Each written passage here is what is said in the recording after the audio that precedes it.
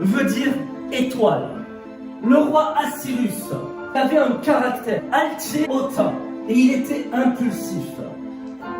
Assyrus veut dire je serai silencieux et pauvre. Aman veut dire magnifique. Il était premier ministre. Mardoché veut dire petit homme, adorateur du mois de mars. Je vais te donner une loi spirituelle. Derrière toute chose que Dieu a créée, parce qu'il a insufflé la vie en elle, par le souffle de vie, derrière toute chose, il y a une vie spirituelle. Le texte là relate la victoire du peuple hébreu sur les circonstances, l'interaction de la royauté et de la souveraineté de Dieu, le gouvernement de l'homme. Parce que les circonstances qui ont été mises ici ont été en faveur du peuple hébreu que Dieu lui-même a placé des personnes qui devaient simplement agir, tout comme Esther qui a jeûné pendant 3 jours de manière à intercéder. Il y a la notion de prière et d'intercession qui est efficace pour une délivrance. Je te donne un principe spirituel. Le premier prix à payer et le premier combat à remporter dans la guerre spirituelle dont nous en sommes tous l'objet, c'est d'accepter d'être son propre acteur pour sa propre vie. Parce qu'il faut savoir que le premier champ, terrain sur lequel Dieu va travailler, c'est ta vie. Dans Proverbe 16,4, Dieu créa toutes choses pour un but, et même le méchant pour le jour du malheur. Je te parle de ta délivrance. Au moment même où Pourim a été décrété, représente la fin du sort, mais également la fin de l'esclavage du peuple d'Israël, la fin de la loi de Moïse et le départ ou l'entrée, la pénétration du temps de grâce. Parce qu'il est question que Aman, lui-même, qui a conspiré contre le roi Assyrus et avait dressé une potence destinée à Mardoché afin qu'il soit crucifié, lui-même a été crucifié à la place de Mardoché. Si la grâce est là, cela signifie que le roi de rois est apparu dans ta vie. Grâce à cette délivrance, cette libération-là du peuple hébreu, l'acte contre eux pour l'extermination du peuple hébreu, c'est celui dont il est question dans Colossiens 2, 14 et 15. Où il est dit qu'il déchira l'acte aux 1000 condamnations. Voici pourquoi. Parce que ta délivrance est en Christ. Parce que ta vie est cachée en Christ. Qu'il n'y a point de condamnation pour ceux qui sont en Jésus-Christ. Pourim est le sort brisé et donc la condamnation qui n'est plus en toi. Comment aujourd'hui tu peux prétendre, à cause de ces décrets spirituels qui font écho sur terre, comment tu peux dire qu'aujourd'hui tu es encore lié par des esprits, tu es encore sous le joug de la domination et l'esclavage de l'ennemi. Aman représente l'antéchrist, celui qui complota contre les Juifs et contre ta vie.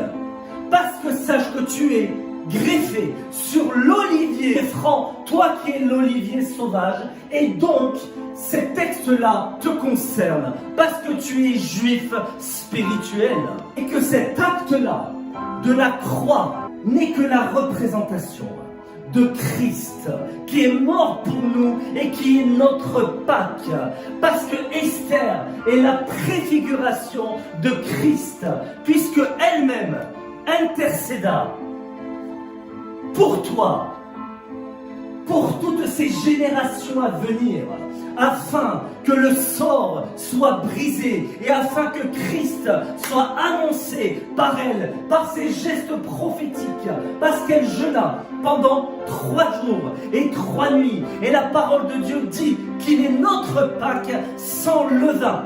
mais ta chair est le levain. Et l'apôtre Paul dit que peu de levain peut lever toute une pâte, mais parce que Christ est notre Pâque, que nous devons manger et se réjouir et fêter cette Pâque avec des pains sans levain qui sont dépourvus de toute méchanceté, de toute médiocrité dont Aman en a fait partie et a exercé cette autorité, cette domination sur le peuple. Mais nous devons prendre les pains sans levain avec une pureté et une vérité.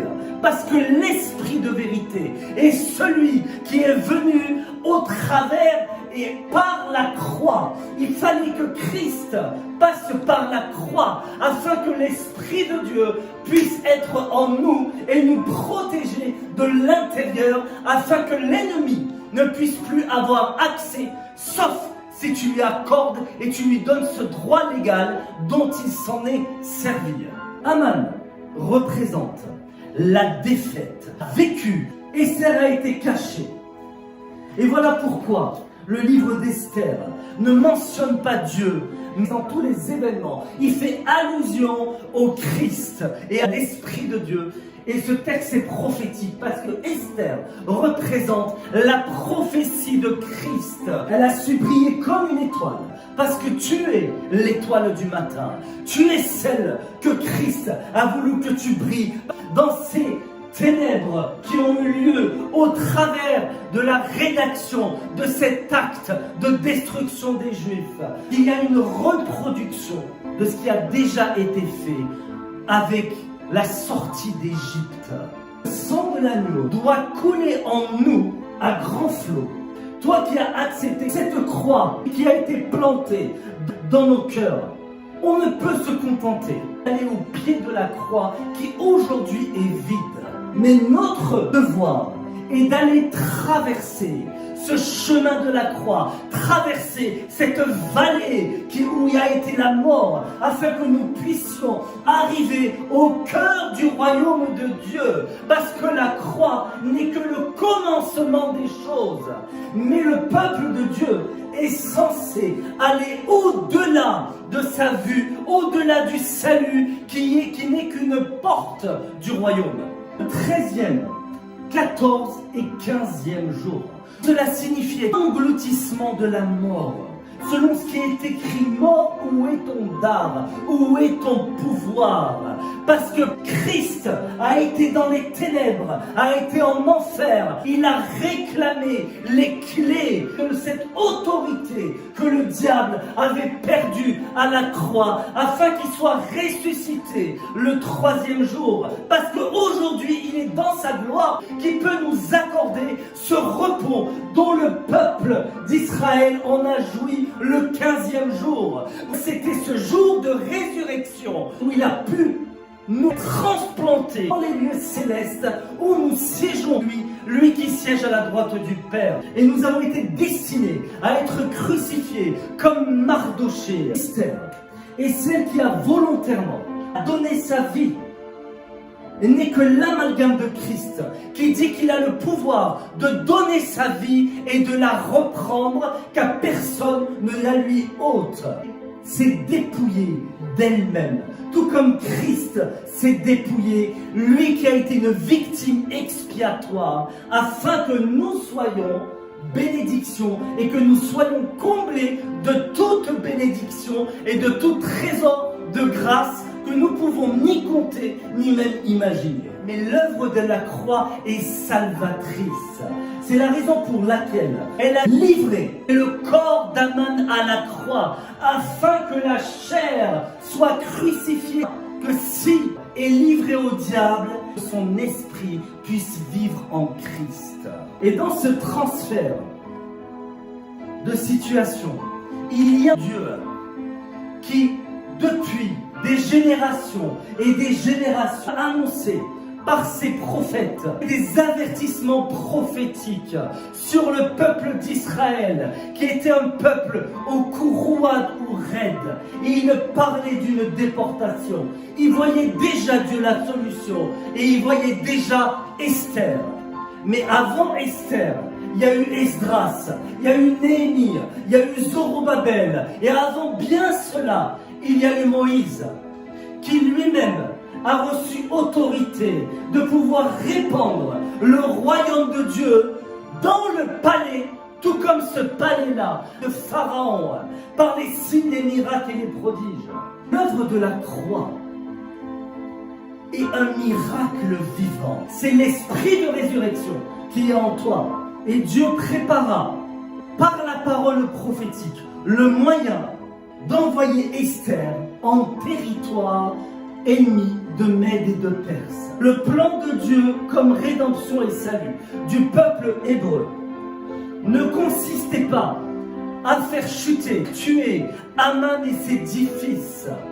Parce que Dieu ne veut que nul ne se perde, mais que tous parviennent à la connaissance de qui est Christ et à la repentance. Mais de faire chuter et anéantir des divinités spirituelles. Et là, pour régner sur le peuple d'Israël et sur le royaume des Mèdes et des Perses. Et ces 10 sont tombés ce jour-là à la croix, afin que le peuple puisse avoir autorité sur leur ennemi, en parlant du peuple d'Israël, de toi et moi. Parce que sache qu'à la croix, il y a une loi spirituelle, il y a des divinités, il y a l'ennemi qui a été dépouillé pour toi et pour moi, afin que l'autorité qui a été perdue nous soit rendue. Quand Aman pensait avoir une emprise sur Esther, lui-même s'est finalement dépouillé. Et son piège s'est renfermé sur lui au moment même où il a conçu dans son cœur ce plan machiavélique. Parce que Dieu voyait déjà et avait préparé Esther et le retour d'exil de la seconde déportation.